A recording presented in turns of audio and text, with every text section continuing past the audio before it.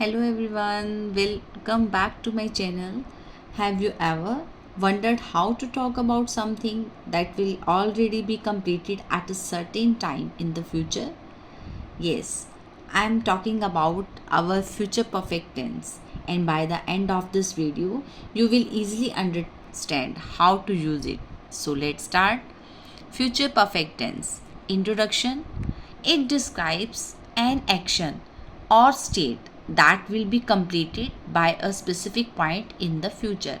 मतलब कि ये जो फ्यूचर परफेक्ट टेंस है वो हमें यह बताता है या यह वर्णन करता है कि किसी भी कार्य, किसी भी काम को या उसकी स्थिति को बताता है कि दैट विल बी कंप्लीटेड, कि कोई भी जो काम है या कोई भी जो स्थिति है वो फ्यूचर में एक स्पेसिफिक टाइम पर, एक विशेष टाइम पर कंप्लीट हो चुकी होगी. So there are 3 forms of future perfect tense.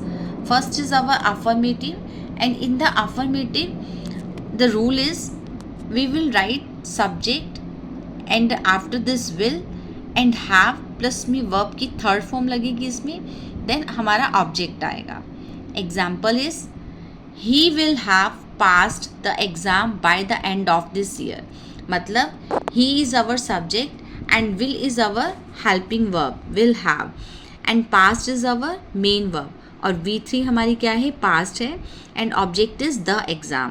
Bye the end of this year means कि इस साल के एंड तक वह एग्ज़ाम को पास कर चुका होगा. इट मीन्स जो काम हमारा फ्यूचर में कंप्लीट होने वाला है उसके लिए हम फ्यूचर परफेक्ट टेंस का यूज़ करेंगे. Next sentences.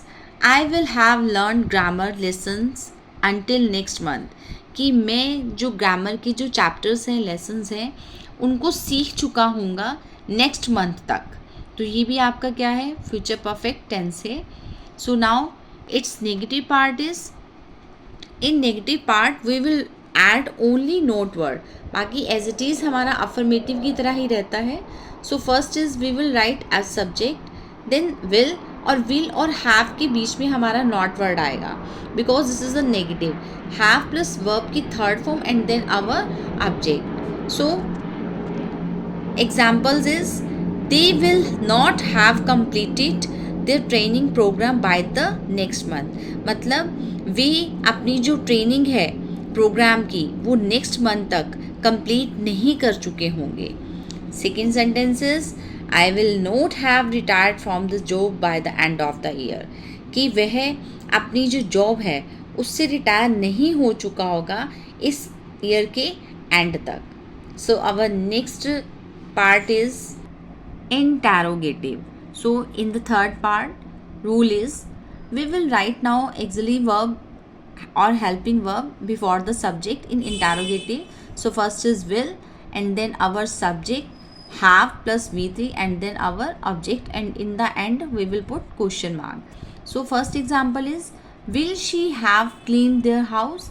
कि क्या वह अपना जो घर है वो साफ कर चुकी होगी, in the end question mark. Second sentence will be will they have learned all the lessons. क्या वे अपने सारे चैप्टर्स जो हैं वो फिनिश कर चुके होंगे. तो इसमें जो हमने फ्यूचर परफेक्ट टेंस का यूज़ किया, आई होप कि आपको मेरी ये वीडियो पसंद आई होगी. And in the future perfect tense के अंदर मैंने आपको ये भी बताया कि जो काम हम अपने आने वाले टाइम में पूरा कर चुके होंगे उसके लिए हम अपनी फ्यूचर परफेक्ट टेंस का यूज़ करते हैं, जिसमें हमारा अफर्मेटिव, नेगेटिव और इंटेरोगेटिव तीनों पार्ट्स आते हैं. सो आई होप कि मेरी वीडियो आपको पसंद आई होगी. सो प्लीज़ लाइक, शेयर और सब्सक्राइब करना ना भूलें. Thank you.